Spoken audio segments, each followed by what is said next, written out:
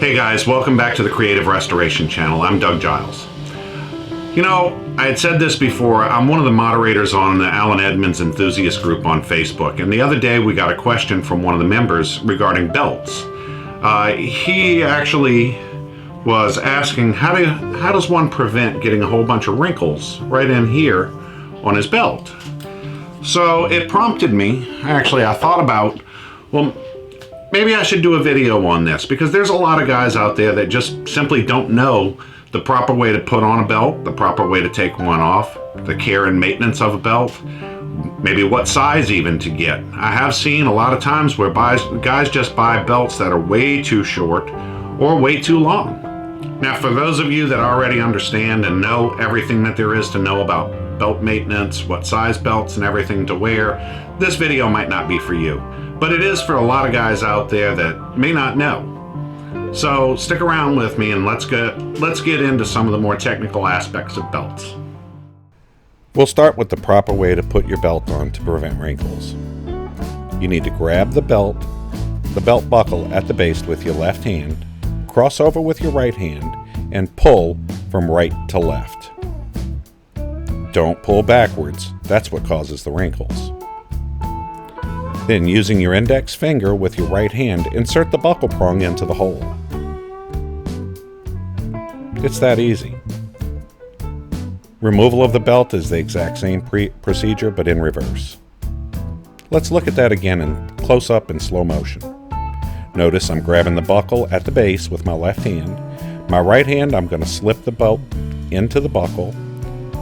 I'm going to push with my left hand and pull with my right hand at the same time.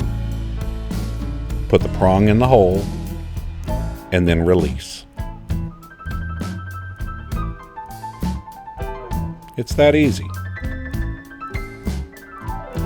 Now let's talk about proper sizing. We've all seen belts that were too big, and if your belt is too small, you know about that too. This one happens to fit perfectly. Now your pant size plus 2 inches is the proper length for a belt. The inside of the buckle is placed in line with the fly for proper fitment. Now let's talk about care and maintenance. There are numerous products you can use to help condition the leather. My preference is Bic 4 or Renovateur, and if you need to clean the belt, you can use Phoebing saddle soap. Waxes are also fine to use on. Saphir and Kiwi are both great choices. And then for creams, just like you would with shoes, Saphir pigmented creams. And then for my brush, I happen to use an old pool table brush that I had laying around because it's also horsehair. It's pretty good.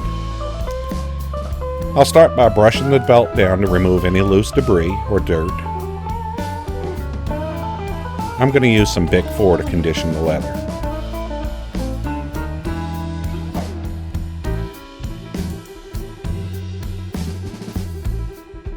So we'll wipe it down.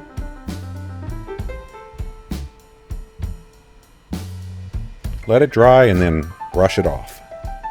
Lots of brushing in the process, just like with shoes.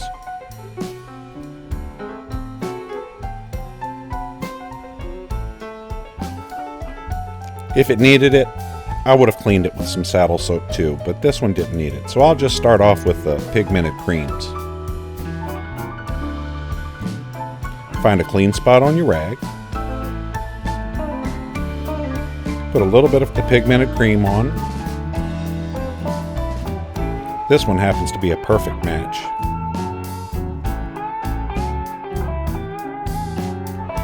We'll put it on, let it dry for about 10 minutes, and then again, back to brushing.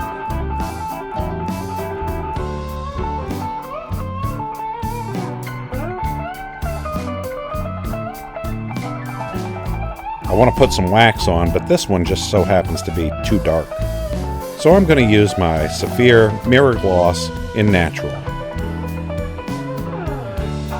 Not too much. We're not looking for a high polish shine.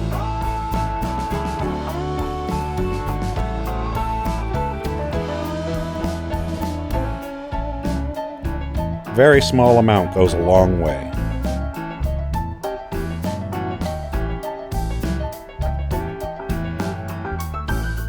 So once we've gone over the whole belt, let it dry, guess what? Back to brushing again. So we'll buff out that wax.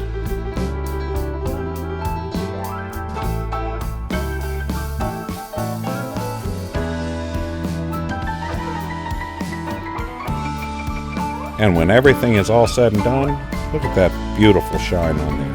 That's the way I like to keep my belts.